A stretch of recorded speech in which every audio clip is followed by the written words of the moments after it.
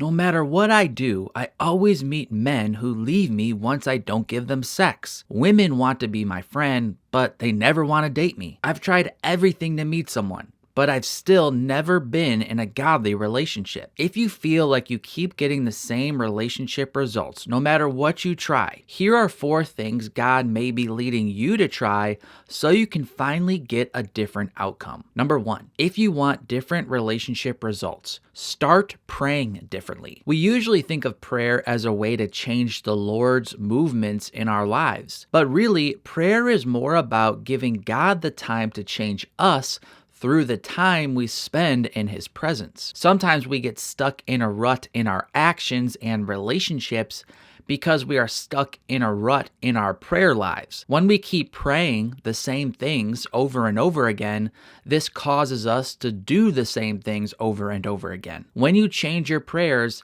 it changes your heart, and your heart is where your words and actions flow from. For example, if you're praying for God to give you a spouse, change your prayer to, God, make me into the spouse you want me to be. If you've been praying for the one to come into your life, change your prayer to, God, please bring me into the life of the person you want me to marry one day. If you've been praying for God to change the heart of that one person you think you want, change your prayer to, God, I'm no longer asking you for that one.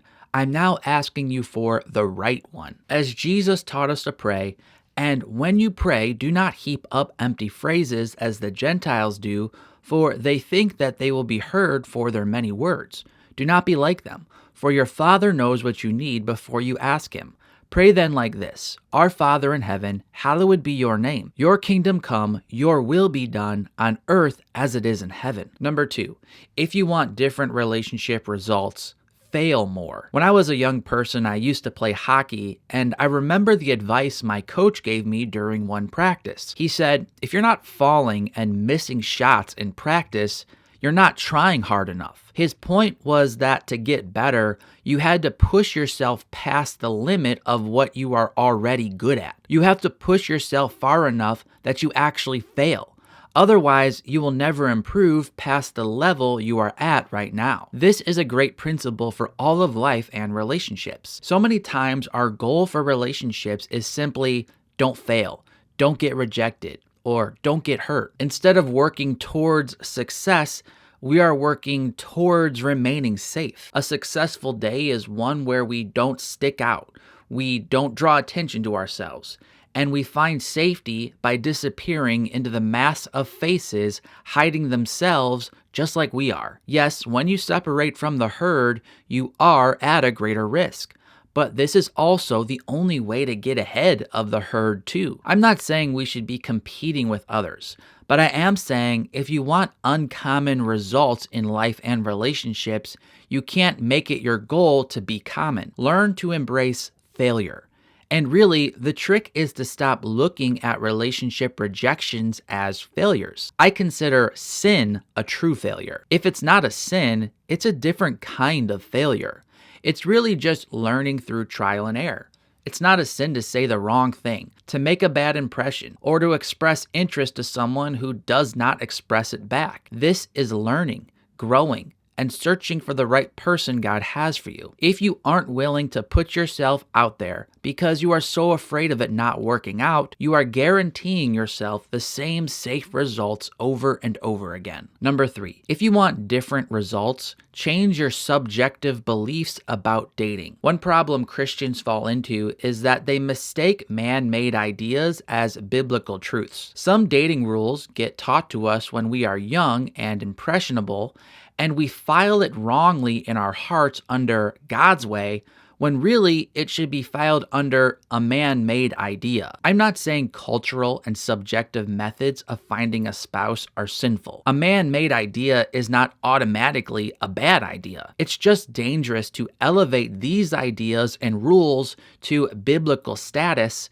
because then we get locked into methods that should be altered if they are not producing good results. For example, many people take conservative courting rules and elevate them to biblical laws. Then when they get older and they're still single, they still are using mindsets made for youth groups and young adults. When you're 40, you should be dating differently than you were at 20. For example, it's wise and respectful for a young 20-ish person to have their parents vet their dates and be involved in that process. But when you're 40-ish, been living on your own for 15 years, and you're old enough to be a parent yourself, it's not as wise to defer your adult responsibilities to another adult. All that to say, if you want different results, keep obeying the Bible, as that will never change. But if you have subjective dating beliefs that are holding you back, change them.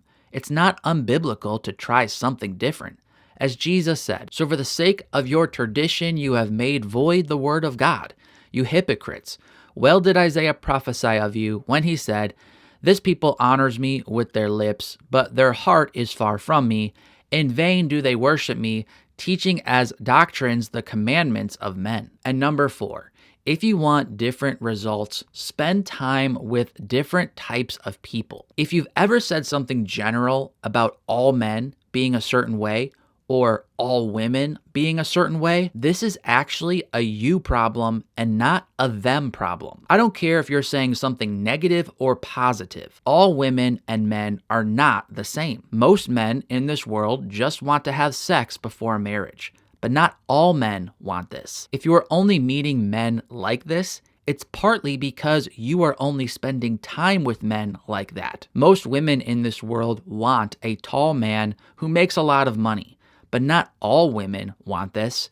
If you are only meeting women who want this type of guy, it's partly because you are only spending time with women like that. If you want to meet different individuals, you need to change the groups you are spending your time with. Don't expect to find a man in the club at 2 a.m. who wants to wait to have sex until marriage. Don't expect to find a woman at your liberal college who wants to be a submissive wife one day. If you want to find a person who loves God and wants to obey his word, it starts with first being that type of person yourself, and then living in a community of other people who are also doing this. Subscribe for more relationship videos like this. I'm Mark from ApplyGodsWord.com. Until next time, God bless.